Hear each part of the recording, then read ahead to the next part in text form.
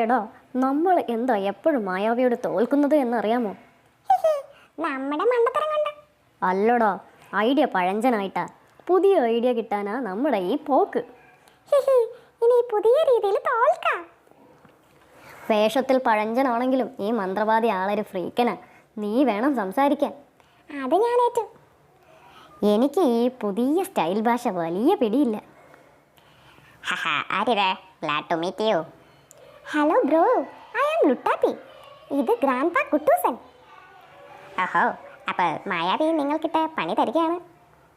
പണി കിട്ടാനേ സമയമുള്ളൂ. Help us. ബട്ട് സോറി, മായാവിയെ പിടിക്കാൻ ഞാൻ വരില്ല.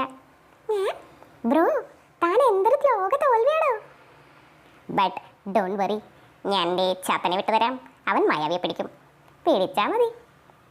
ഇതാണ് എൻ്റെ ചാത്തൻ കുക്രോ. ഇവന് 10 തലയാ. എന്നിട്ട് ബാക്കി എവിടെ? അതല്ല, ഇവന് ഭയങ്കര ബുദ്ധിയാണെന്ന് പറഞ്ഞതാ. ആള് വേറെ ലെവലാ അല്ലേ? എന്തു പറഞ്ഞാലും ഇവൻ അതുപോലെ ചെയ്യും. ശ്രദ്ധിച്ച് കൊണ്ടുപോകണം. കുക്രു ചാത്തനൊപ്പം തിരിച്ചു പോരുന്ന വഴിയിൽ. അയ്യോ, ആന! അപ്പം പേടിക്കണ്ട കുക്രു ബ്രോ, ആ ആനയെ തട്ടിയേക്ക്.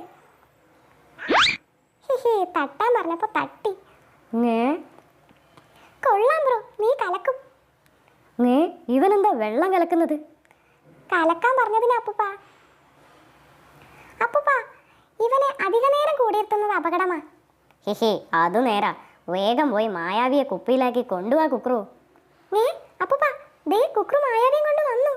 ഹോ, ഇത്ര പെട്ടെന്ന്? ആള് ഭയങ്കരം തന്നെ. ഇതിന് നിനക്ക് ഞാനൊരു സമ്മാനം തരുന്നുണ്ട്. ഒരു ഉഗ്രൻ ഡിന്നർ. നമുക്ക് അടിച്ച് പൊളിക്കണം ബ്രോ.